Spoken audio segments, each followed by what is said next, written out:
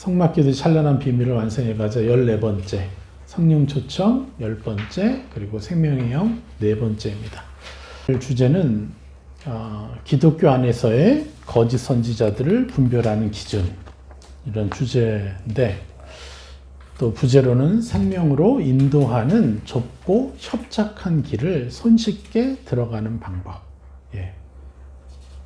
이러한 주제로 말씀을 선포하겠습니다. 기독교 안에서의 거짓 선지자를 분별하고 그것으로부터 우리가 이겨나갈 때 우리는 생명으로 인도하는 좁고 협착한 길을 아주 손쉽게 들어갈 수 있게 되는 것입니다. 이것들을 오늘 충분히 좀 이해하셨으면 좋겠습니다. 마태복음 7장 함께 읽겠습니다. 생명으로 인도하는 문은 좁고 길이 협착하여 찾는 자가 적음이라.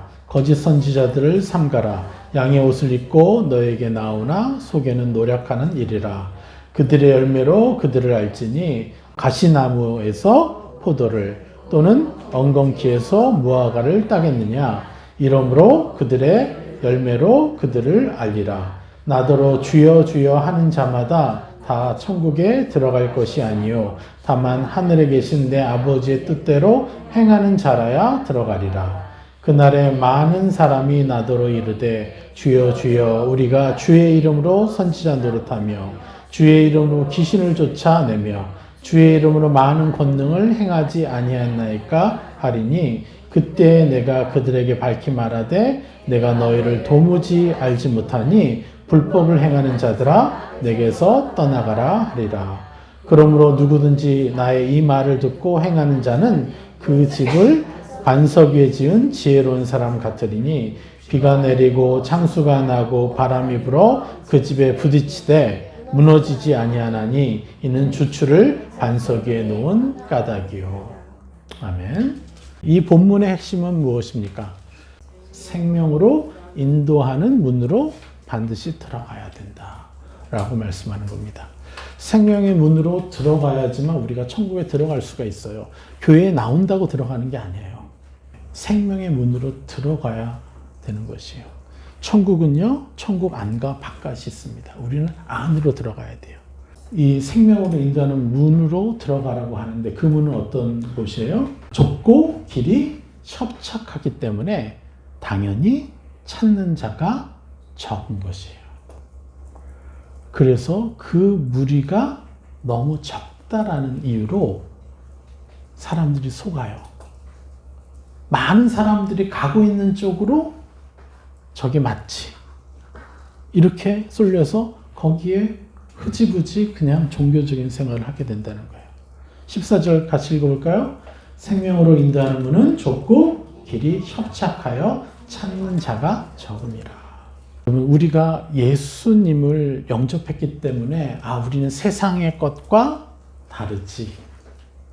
그래서 나는 이미 좁은 길에 들어와 있다라고 많은 사람들이 생각합니다. 많은 그리스도인들이요. 그래서 교회 안에 들어와 있으면 마치 좁은 길로 들어와 있다라고 생각해요. 그렇지가 않습니다. 저도 그것을 오해하고 선교지로 떠났던 사람이에요. 그런데 제게 너무 큰 은혜가 뭐였냐면 이슬람과 이 티베트 불교 이 사람들 만나고 전도하면서 제가 경험했던 것이 뭐냐면 저들도 똑같이 신을 갈망하고 신과 만나려고 하는구나.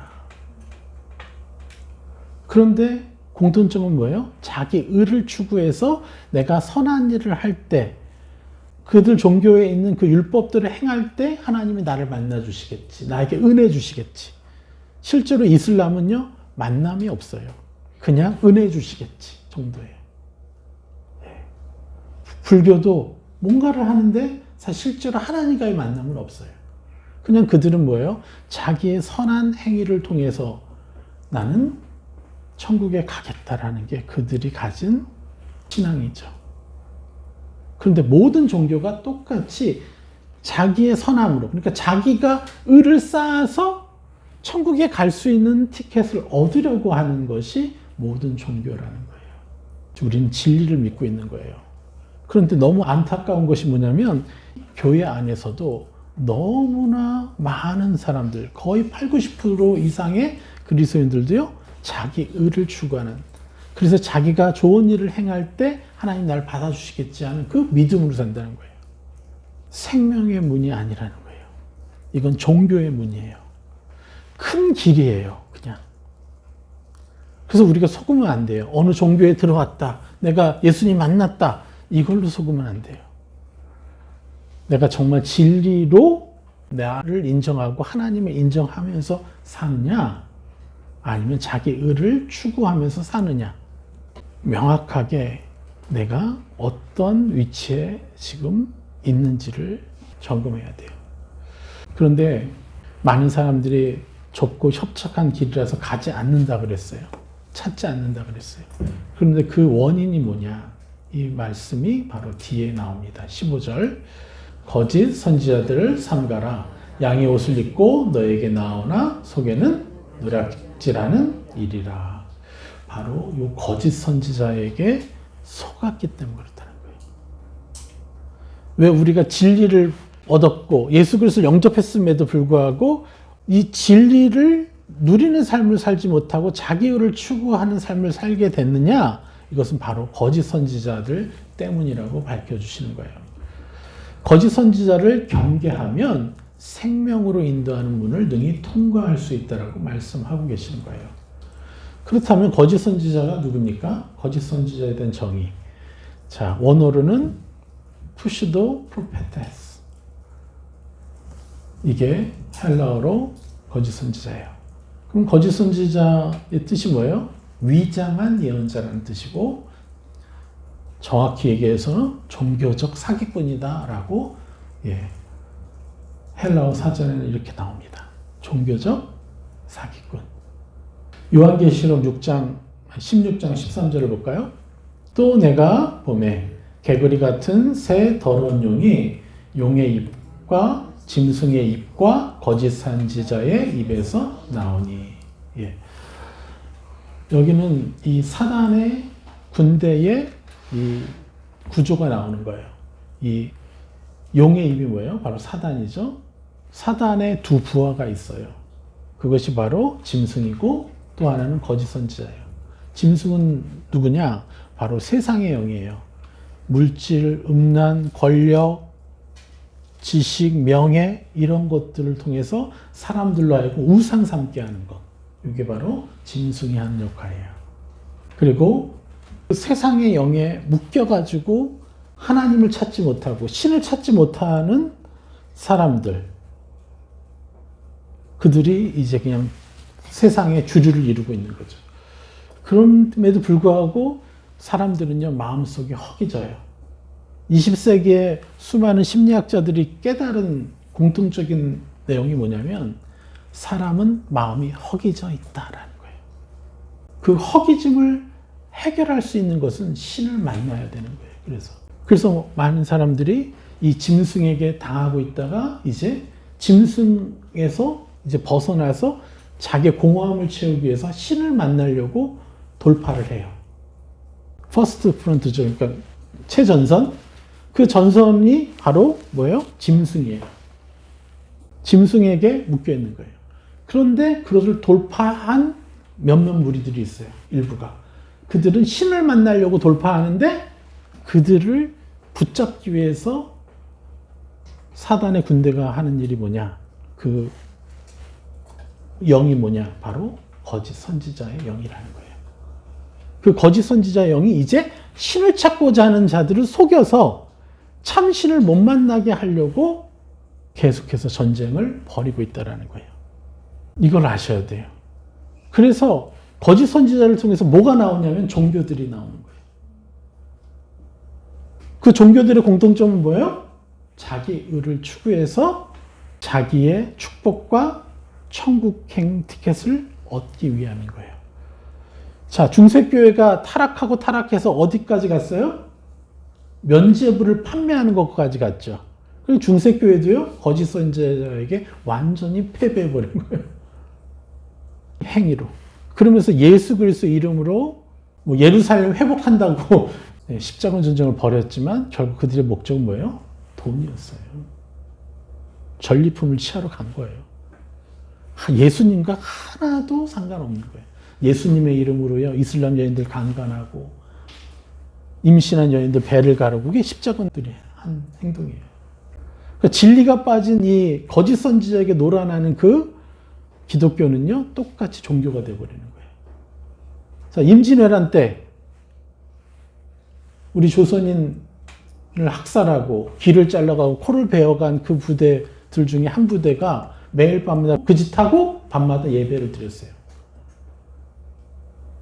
예, 예수 믿는 부대가 있었어요. 여러분, 우리는요, 종교에 속으면 안 돼요. 거짓 선지자에게. 우리가 교회 안에 들어왔다 라서 나는 온전한 삶을 살고 있는 게 아닐 수 있어요.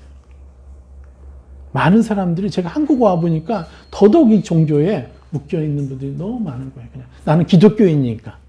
이러면서 뭘 해요? 판단하고, 혐오하고, 당연히 미워하고, 그러고 있는 거예요. 종교죠.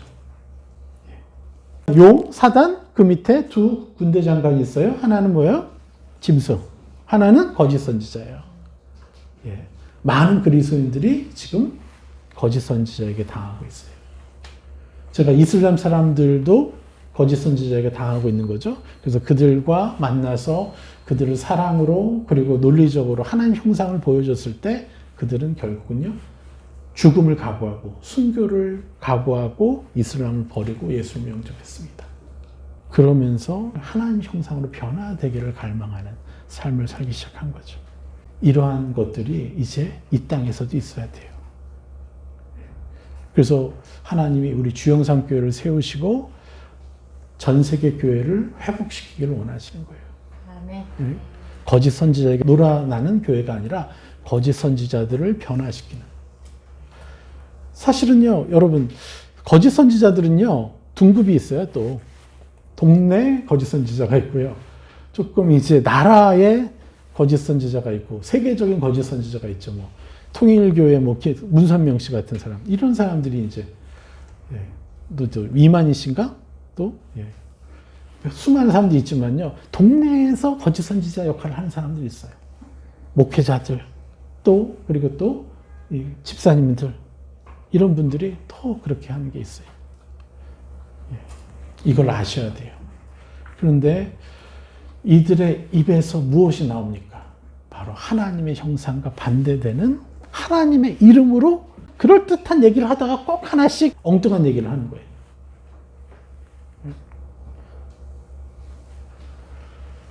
그래서 그에게 영향받는 사람들이 가스라이팅 당하고 그냥 종교 생활에 묶여서 삶을 변화되지 않은 채 계속해서 그냥 신앙생활만 하는 거예요. 너무 안타깝죠.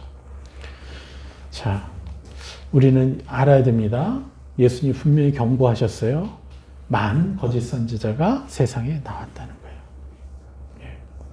그래서 나중에는 이 사단이 붙잡히게 되는데, 요한계시록 보면 그 사단이 붙잡힐 때 어떤 일이 먼저 일어나느냐? 짐승과 거짓 선지자가 이미 붙잡혀요. 그러니까 사단의 그 두 군대 장관이 붙잡혀 버리니까 사단이 힘을 잃어요. 그래서 이제 완전히 끝나버리는 거예요. 사단의 역사는. 예, 이걸 아셔야 돼요. 그래서 우리는 뭘 잡으러 온 사람들이요? 우리는 짐승과 거짓 선지자를 잡으러 온 사람들인 거예요. 이게 생명의 영을 받은 하나님의 자녀들이 할 수 있는 권세라는 거예요. 그래서 생명의 문으로 들어가는 게 그토록 좁고 협착한 거예요. 우리가 누구인지를 알아야 됩니다. 우리가 얼마나 찬란한 존재인지를 알아야 되는 거예요.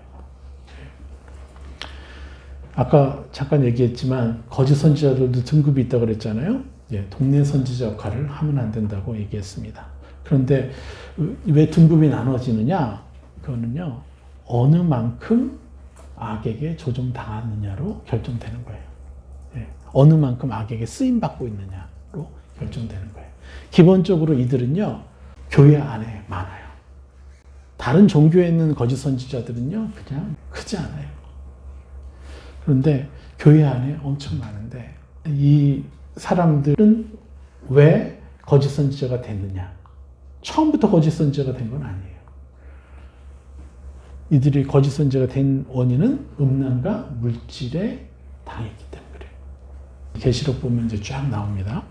음란과 물질에 당한 사역자들, 아니면 믿음 안에서 유력한 자들, 이들이 물질과 음란에 넘어갈 때 그들은요 미혹의 영에 당해서 하나님인 척 잘못 들으면서 그걸 가르쳐요 또.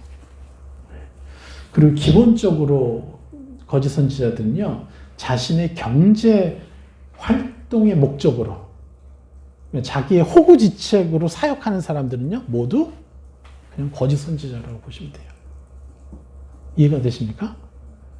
예, 내가 돈 버는 목적으로 이 일을 한다. 이거는 기본적으로 거짓 선지자예요. 자기네들은 거짓 선지자인지도 모르고 그냥 하는 거예요. 왜냐? 이들은 양들을 위해서 하는 게 아니기 때문에 그래요. 하나님을 위해서 내가 저 양들을 섬기겠다라고 마음먹은 게 아니에요. 그냥 자기 자신을 위해서 그렇게 하는 거예요. 그러니까 이들이 겪게 될 일들이 어떻게 됐습니까? 나중에. 또 사단은 이들의 사역을 돕죠. 그래서 더 커질 수 있어요. 당연히. 이런 것을 속지 마십시오. 자, 그 다음 말씀 요한일서 4장 1절 말씀. 사랑하는 자들아 영을 다 믿지 말고 오직 영들이 하나님께 속하였나 분별하라. 많은 거짓 선지자가 세상에 나왔습니다. 예수님이 명확히 말씀하시는 거 아니에요? 하나님께 속하였는지 아니면 그냥 종교형의 거짓 선지자에게 속하였는지 분별하라는 거예요. 그 분별하는 방법을 하나님이 또 말씀하신 것이고. 자, 그럼 거짓 선지자 구별법. 거짓 선지자는요, 그들의 열매를 보고 분별해야 됩니다. 15절, 16절. 거짓 선지자들을 삼가라.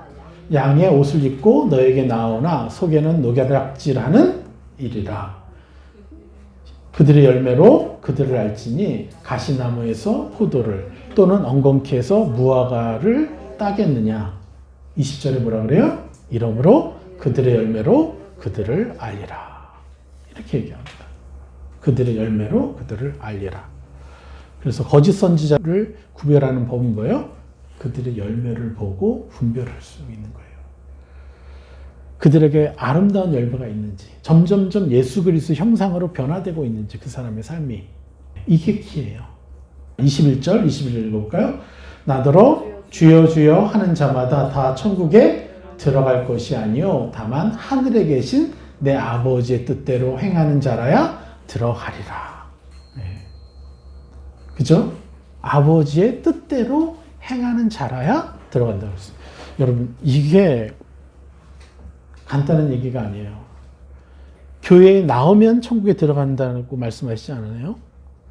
그리고 거짓 선지자는 기본적으로 예수님 믿고 있어요. 지금 하나님 믿고 있어요. 그런데 천국에 들어가지 않는다고 얘기를 하는 거예요, 지금. 그런데 거짓 선지자들은요, 자신들이 거짓 선지자가 아니라고 증거를 들이대요. 이 거짓 선지자들이 뭐라 그래요? 자, 22절에. 그들이 증거를 들이대는 거예요. 내가 왜 거짓 선지자입니까? 하면서 얘기하는 거예요. 자, 읽어볼까요? 그날에 많은 사람이 나더러 이르되 주여 주여 우리가 주의 이름으로 선지자 노릇하며 주의 이름으로 귀신을 쫓아내며 주의 이름으로 많은 권능을 행하지 아니하였나이까 하리니. 뭐라 그래요? 주의 이름으로 저는요 선지자 노릇을 했고요.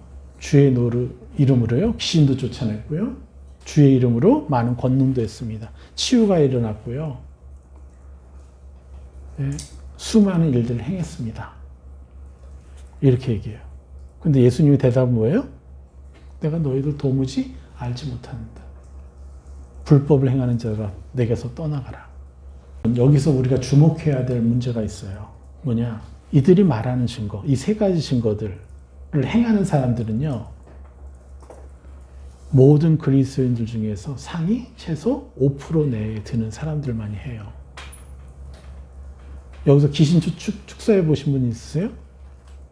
저는 이 세 가지를 다 해봤어요. 지금도 하고 있고. 선교사들 내에서도 몇 프로만이, 단 1, 2%의 선교사들만 이 일을 또 하는 거예요. 또. 그런데 예수님 뭐라 그러는 거예요, 지금? 이 불법을 행하는 자라고 그래요. 여기서 속지 말아야 되는 것입니다. 겉으로 나타나는 표적들과 권능에 속지 말라는 것이요. 그렇다고 이 세 가지를 하면 그러면 거짓 선지자입니까? 아니에요. 오히려 그러니까 이 세 가지를 하지 말아야 돼 라고 말하는 그 사람이 이제 거짓 선지자가 되는 거예요. 하나님의 사역에는 당연히 이런 것들이 따라오는 게 당연한 거예요. 그런데 이것보다 더 중요한 것은 뭐냐? 그 사람에게서 나타난 하나님의 형상이라는 거예요. 여기서 핵심은 표적과 권능을 보인다고 해서 절대적으로 믿지 말라는 거예요. 과연 그의 삶에서 하나님의 형상의 대표적인 게 뭐예요? 율법의 첫 번째가 뭐예요? 두 번째가 하나님을 사랑하고 내 이웃을 사랑하라는 거잖아요. 얼마만큼 더 하나님을 사랑하게 됐고 얼마만큼 내 이웃과 내 가족을 사랑하게 됐느냐? 요게 내 삶의 변화의 척도인 거예요. 그런데 기서와 이적은 베풀고 뭘 하는데 여전히 가정 안에서 다투고 아내와 싸우고 이러고 있는 거죠. 그런 사람은요, 또 기서와 이적이 나타나니까 무슨 일을 해요? 또 사람들이 막 높여요. 그러다 보니까 그 사람이 무슨 말만 해도 막 들어. 그러니까 더 쉽게 악이 역사하기가 편한 거예요. 우리는 당연히 기서와 이적도 베풀어야 되지만 우리가 해야 될 가장 중요한 것은 하나님을 얼마나 사랑하고 내 이웃을 얼마나 사랑하는 존재인지에 대해서 명확하게 내게서 열매가 나고 있는지를 봐야 되는 것이죠. 자, 그렇다면 14절 생명으로 인도하는 문의 특징. 생명으로 인도하는 문이 어떤지를 좀 봐야 돼요. 우리가 생명으로 나아가야 되는데 거짓 선지자가 이렇게 우리를 속여서 우리로 하여금 생명의 길로 나아가지 못하도록 방해를 하는 거예요. 그러니까 진정으로 이 세상을 정복하고 다스리는 사람들이 너무나 희박하다는 거죠. 그럼에도 불구하고 하나님은 그 생명으로 들어가는 문으로 부르시는 거예요. 네. 자, 생명으로 들어가는 그 인도하는 문의 특징은 뭐라 그랬어요? 좁다 그랬죠? 그리고 길이 협착하다 그랬어요. 그래서 찾는 자가 적다라고 말씀하시고 계십니다. 자, 협착하다는 뜻은 뭐냐면요. 괴롭히다, 에워싸다, 모여들다라는 거예요. 그러니까 이 뜻을 정확히 표현하면 그만큼 외롭고 괴롭힘을 당하는 길이에요. 그 생명의 문으로 들어가기까지 그 길이 굉장히 외롭고 괴롭힘 당하는 길이라는 거예요. 너는 왜 우리랑 달라? 넌 왜 그래? 다 자기 의를 추구하는 사람들에게서 수많은 의심을 받아야 되고요. 환영을 받지도 못할 때가 있어요. 내가 하나님 인격적으로 만나서 그분을 사랑하려고 하는데 자꾸 그들의 틀로 자꾸 나를 판단하고 나를 자꾸 끌어내리려고 하는 거예요. 그러니까 아유 그냥 뭐 어쩔 수 없지 하면서 따라갈 수밖에 없는 그런 유혹을 받게 된다는 거예요. 다들 웬만하면 편한 길을 원하기 때문에 생명의 길로 들어서려는 자들이요 굉장히 소수라는 거예요. 그래서 여러분들 사람의 숫자를 신뢰하면 안 됩니다. 숫자가 아니라 열매의 어떠한만을 바라봐야 돼요. 그리고 찾는 자가 적다라는 그 이유는 이것은요 원어를 정확히 알면 더 쉽게 이해가 됩니다. 자, 찾다가 뭐냐면 휴리스코, 우연히 떠오르다라는 뜻이에요. 그리고 조사에 기초하여 결론에 도달하다. 이 두 가지 뜻을 가지는데, 자, 우연히 떠오르다. 우연히 찾게 되고, 우연히 알게 되고, 우연히 발견하다라는 뜻인 거예요. 휴리스코가. 이 찾다라는 게. 그러면 뭐냐? 뭔가 감을 잡았거나, 여러분 인사이트 있잖아요. 통찰이 돼요. 뭔가 감을 잡았어. 그럴 수 있겠는데? 라고 어떤 원리를 깨달았어. 그런데 갑작스레 이렇게 깨달는 일들이 여러분의 삶에서 여러 차례 있어요. 그런데 문제는 그거를요, 사단이 속여서, 공격해서 금방 관심을 놓치게 만들어요. 다른 곳에 집중하게 하고. 명확히 알려는데 그 집중력을 발휘하지 못하도록 여러 가지 방법으로 이 생각, 저 생각으로 급한 일들로 그것에 집중하지 못하게 만들어요.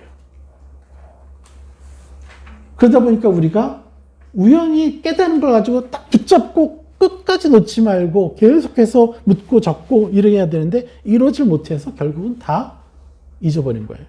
그래서 제가 이슬람권에서 사역을 탁월하게 하시는 분들이 모여서 우리가 모임을 매해마다 1년에 2번, 3번 모였는데 트루키에서 모여서 공부할 때 제가 이제 거기서 강의를 했어요.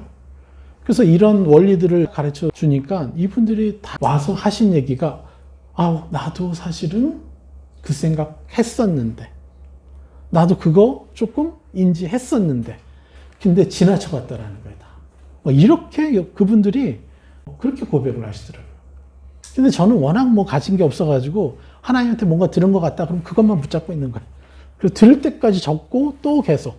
그래서 그런 것들 하나하나 완성해 간 거죠. 그분들은 워낙 능력이 탁월하셔가지고 할 일이 너무 많아, 딴 것도. 그래가지고 그걸 집중하지 못한 것 같아요. 이렇다는 거예요. 하나님은 꼭 우리에게 말씀하시는데 우리가 놓친다는 거예요. 그래서 우리가 완전하게 하나님께 나아가지 못하고 깨닫지 못하는 거죠. 그래서 우리가 여러분의 삶에서 하나님이 계속해서 뭐라고 말씀하시는 것에 대해서 적을 필요가 있어요. 그리고 명확히 들을 때까지 계속해서 물을 필요가 있어요. 그렇게 하면서 하나님을 깊이 인격적으로 만나면요, 여러분의 삶에 지독하게 영향력을 주었던 무의식 속에 있는 숨어있는 것들이요 깨져버려요. 그럼 내가 그만큼 해방이 되는 거예요. 그러면 어느덧 내가 하나님을 더 사랑하고 있고 어느덧 내가 내 원수를 더 사랑하고 있고 이렇게 우리가 성장하게 되는 것이죠. 22절 다시 한번 볼까요? 그날에 많은 사람이 나더러 이르되 주여 주여 우리가 주의 이름으로 선지자 노릇하며 주의 이름으로 귀신을 쫓아내며 주의 이름 많은 권능을 행하지 아니하였나이까 하리니 23절 그때 내가 그들에게 밝히 말하되 내가 너희를 도무지 알지 못하니 불법을 행하는 자들아 내게서 떠나가라 하리라. 주님의 답은 변함이 없으실 거라는 거죠. 참 열매인 천국의 형상에 대한 주님의 답은 명확히 이렇게 얘기를 해요. 주님은 명확하게 너희들은 아니다라고 얘기해요. 내게서 떠나가라 얘기해요. 그렇다면 예수님이 왜 그들을 떠나가라고 했을까? 이렇게까지 역사했던 하나님을 위해서 일했던 사람들인데 결국은 거짓 선지자 취급을 당하고 있는 그 사람들을 보면서 예수님이 떠나가라고 하는데 도대체 이게 무슨 뜻이냐? 그럼 이 사람들도 이 정도인데 나는 그러면? 여러분 천국 안에 들어갈 자신 있어요? 이 말 들을 때? 아니, 저들도 상위 몇 프로 되는 사람들도 이럴 것 같은데 나는 어떻게 들어가요? 일단은 말씀을 한번 봅시다. 마태복음 8장 11절 또 너희에게 이르노니 동서로부터 많은 사람이 이르러 아브라함과 이삭과 야곱과 함께 천국에 앉으려니와 그 나라의 본 자손들은 바깥 어두운 데 쫓겨나 거기서 울며 이를 갈게 되리라. 이스라엘 사람들에 대한 얘기예요. 자, 마태복음 22장 13절 임금이 사안들에게 말하되 그 손발을 묶어 바깥 어두운 데 내던지라. 거기서 슬피 울며 이를 갈게 되리라 하니라.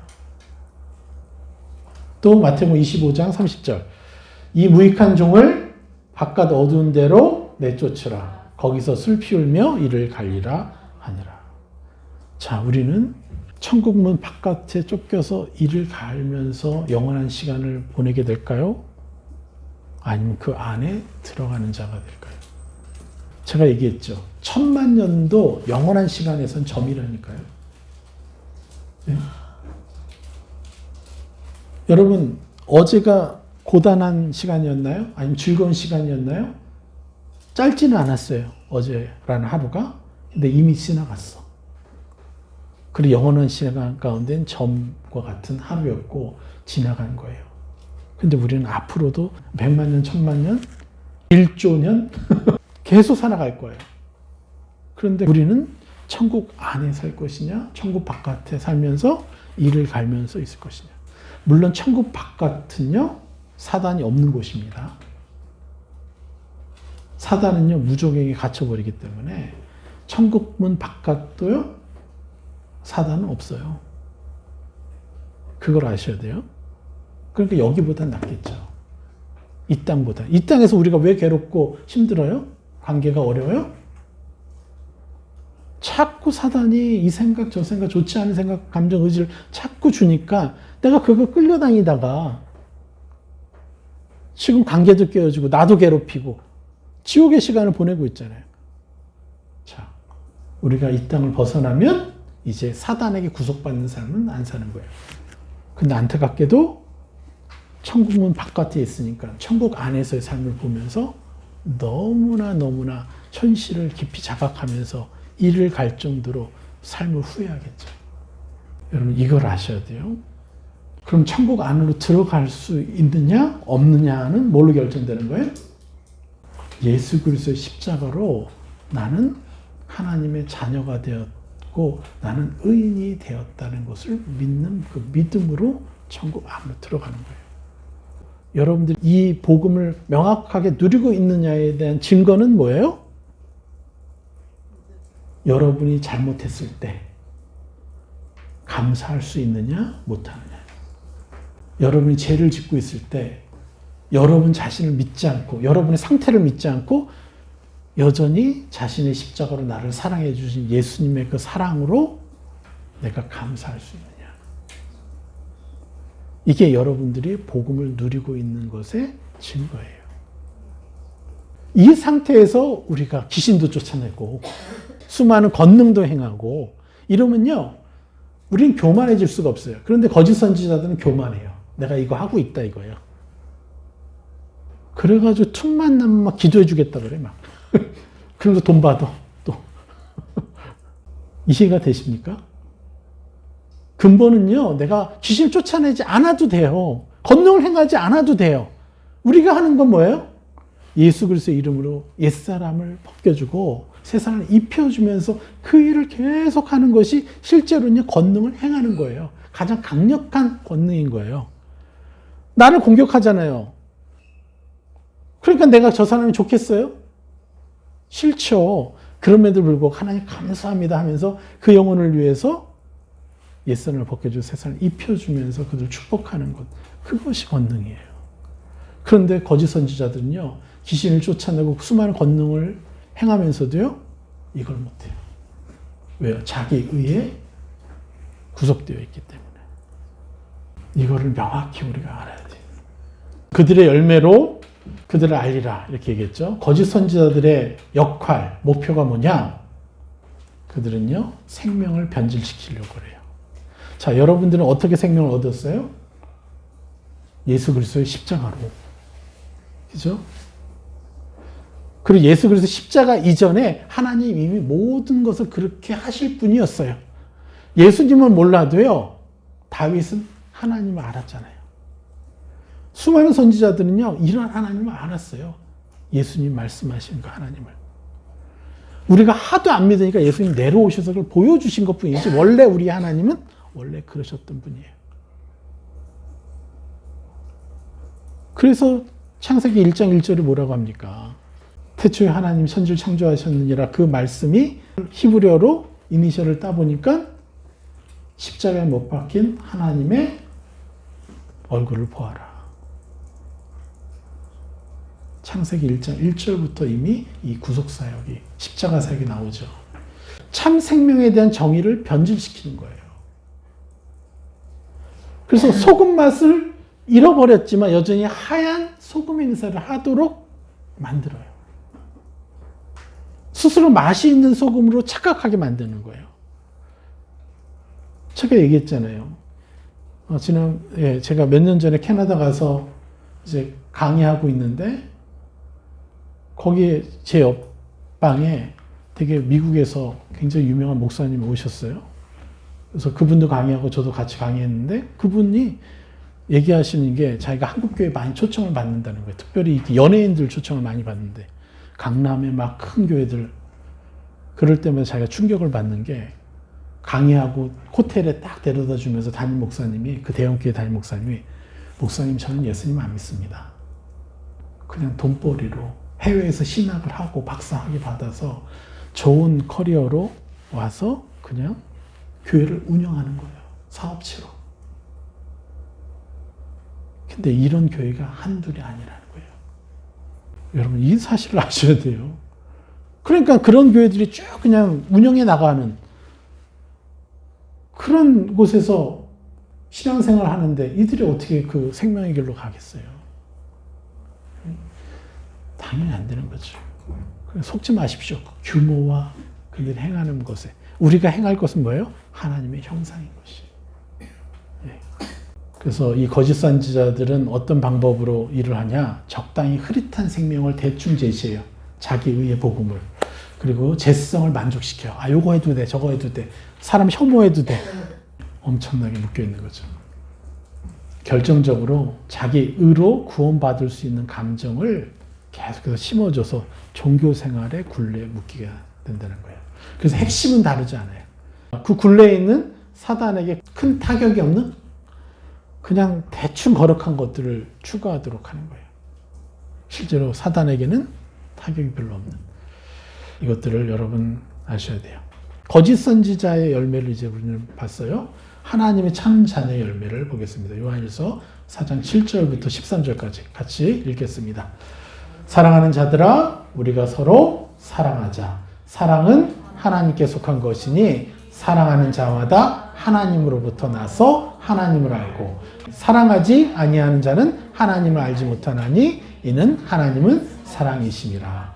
하나님의 사랑이 우리에게 이렇게 나타난 바 되었으니 하나님이 자기의 독생자를 세상에 보내심은 그로 말미암아 우리를 살리려 하심이라. 사랑은 여기 있으니 우리가 하나님을 사랑한 것이 아니요 하나님이 우리를 사랑하사 우리 죄를 속하기 위하여 화목제물로 그 아들을 보내셨습니다. 자, 10절 잠깐. 사랑은 여기 있다 그랬습니다. 이거 다음 주에 더 구체적으로 얘기하겠지만 뭐라 그래요? 우리가 하나님을 사랑한 것이 아니라 그랬어요. 죄인이었던 우리를 먼저 사랑한 것은요, 내 자신이 아니에요. 죄인인 여러분을 여러분 자신을 사랑합니까? 정죄만 할 뿐이에요. 우리들 수준은. 그런데 죄인인 우리를 하나님 먼저 사랑하셨다고 그랬어요. 이게 하나님 수준의 사랑인 거예요. 맞습니까? 그런데 내가 누구를 판단하고 누구를 혐오합니까? 예. 이건 더 구체적으로 얘기하겠습니다. 자, 11절. 사랑하는 자들아, 하나님이 이같이 우리를 사랑하셨은즉 우리도 서로 사랑하는 것이 마땅하도다. 어느 때나 하나님을 본 사람이 없으되 만일 우리가 서로 사랑하면 하나님이 우리 안에 거하시고 그의 사랑이 우리 안에 온전히 이루어지느니라. 그의 성령을 우리에게 주심으로 우리가 그 안에 거하고 그가 우리 안에 거하시는 줄을 아느니라. 우리가 참 생명을 우리가 얻었다면, 내가 그걸 초청한다면요, 이제 우리는 뭘 하게 돼요? 하나님을 보게 되는 것이에요. 12절에 뭐라고 합니까?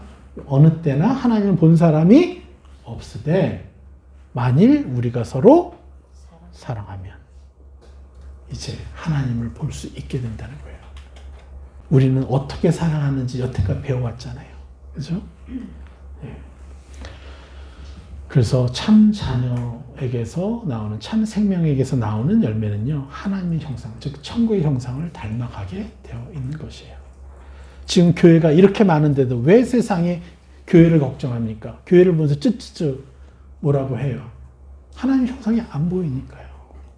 마태복음 7장 24절.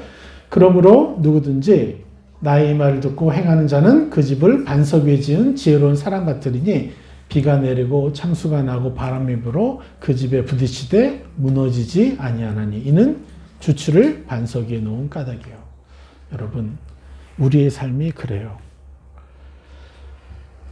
늘 비를 맞고요. 비를 맞다가 잠깐 몇 초 햇볕 보는 걸로 만족해. 햇볕 떴네? 계속 비 맞고 있다가 속고 있는 거예요, 우리가. 창수가 나고 바람이 불고 계속해서 무너진 삶을 살아가는 게 인생이에요. 그런데 이러한 참 생명의 삶을 살기 시작하면, 참 생명의 문으로 들어가면 어때요? 이제는 차원이 다르게 정작 더 넓고 더 화창하고 더 멋진 삶을, 내 눈앞의 상황은 그렇지 않은데 그 상황을 이겨버리는 삶을 살게 되는 거예요. 그래서 상황 뒤에 있는 하나님과 같이 이것을 바라보기 때문에 세상의 상처에, 관계의 어려움에 휘둘리지 않는 인생을 살아가게 된다는 거예요. 여전히 하나님 나라를 위해서 살 수 있게 되는 것이죠. 여러분, 이 인생을 여러분 누려보십시오. 이게 우리가 누려야 될 인생이에요. 하나님의 찬란한 자녀예요, 우리가. 그래서 이 세상을 이기는 자가 되어야 돼요. 이렇게 될 때 어떤 일이 가능하냐? 지난주 나눴던 이사야서 61장 말씀에 한번 띄워주세요. 근데 여기에 여러분, 내게, 나를, 나로, 나는 이 부분을요, 여러분의 이름을 집어넣어서 한번 선포해 봅시다. 자, 크게 한번 선포해 봅시다. 이사야서 61장 1절 4절까지. 주 여호와의 영이 내게, 상령에게 내리셨으니 이는 여호와께서 상령에게 기름을 부으사 가난한 자에게 아름다운 소식을 전하게 하려 하심이라. 상령을 보내사 마음이 상한 자를 고치며 포로된 자에게 자유를, 갇힌 자에게 노임을 선포하며 여호와의 은혜의 해와 우리 하나님의 보복의 날을 선포하여 모든 슬픈 자를 위로하되 무릇 시온에서 슬퍼하는 자에게 화관을 주어 그 죄를 대신하며 기쁨의 기름으로 그 슬픔을 대신하며 찬송의 옷으로 그 근심을 대신하시고 성령으로 의의 나무 곧 여호와께서 심으신 그 영광을 나타낼 자라 일컬음을 받게 하려 하심이라. 성령은 오래 황폐하였던 곳을 다시 쌓을 것이며 옛부터 무너진 곳을 다시 일으킬 것이며 황폐한 성읍 곧 대대로 무너져 있던 것들을 중수할 것이며. 이게 하나님이 여러분을 향한 계획이십니다.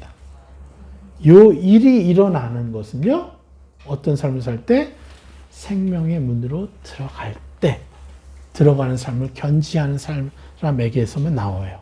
그리고 그들은 이러한 삶을 이루게 되고 이 땅에서, 그리고 천국 안에서 영원한 생활, 찬란한 삶을 이루게 될 것입니다. 우리가 거짓 선지자에게 속지 맙시다. 참 생명의 문으로 들어가도록 하나님이 여러분을 불러주셨어요. 정말 여러분은 선택되고도 선택된 존재예요. 너무 기쁘지 않습니까? 기뻐하셔야 돼요. 이미 여러분은 엄청난 성공을 이룬 존재가 되었습니다. 그러니까 얼마나 감사해요. 나로 나를 결정하지 않고 주님의 십자가로 나를 결정할 수 있다는 게. 하나님은 죄인이었던 우리를 먼저 사랑하셨습니다. 이 말씀은 다음 주에 풀어드리도록 하겠습니다. 여기까지 전하겠습니다.